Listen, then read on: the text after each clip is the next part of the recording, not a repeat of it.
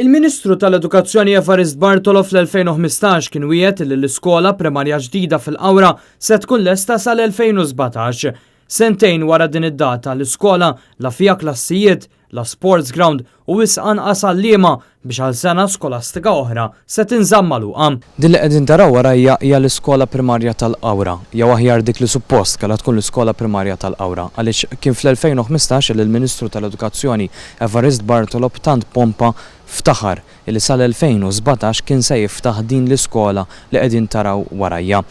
Nhar l-erba' tibda sena skolastika ġdida madankollu l-istudenti tal-inħawi ta' San Pawl il-Baħar mhux se jkunu jistgħu jużaw din għall-iskola għaliex kif qegħdin taraw hawnhekk għadu fi stat ta' kostruzzjoni. Saħansitra l-istazzjon tal-Partit Laburista ta' kull sena kienet jipprova jantiċipa l-ftuħ ta' din l-iskola u jipprova jaljena lin-nies li x-xogħol tgħix kemm mhumiex isew sakemm qataw qalbhom għax għarralhom għal sentejn infila. Is-sena li għaddiet f'Jannar tal-2018 meta l-iskola suppost kien ilha 6 xhur topera, dan huwa kif One News irrapportaw din l-istorja bl-iskola li kienet għadha fil-fażi tal-pedamenti.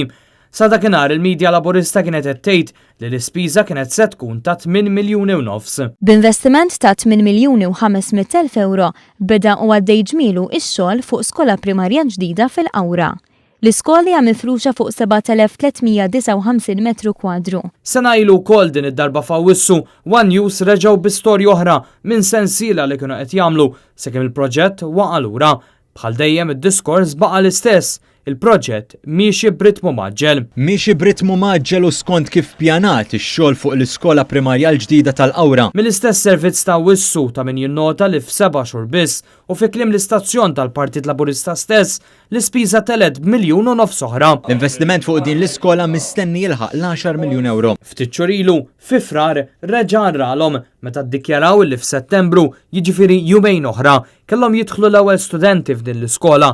Huma stess ħansitra jiddikjaraw li issa l-ispiża splodiet għal 12 miljun euro, 3 miljuni u nofs aktar minn sentejn ilu. Mexxin ġmielhom ix-xogħlijiet fl-iskola primarja ġdida fil-Qawra b'investiment ta' 12 miljun euro sabiex f'Settembru li ġej tilqa' fiha l-ewwel studenti. Iżda kif wieħed jista' jinnota mill-filmati li ttieħdu t-tnejn minn dan l-istazzjon, id-differenzi bejn sena ilu u llum ftit li xejn jidhru u minkejja l-propaganda tal-gvern il-proġett għadu lura sew.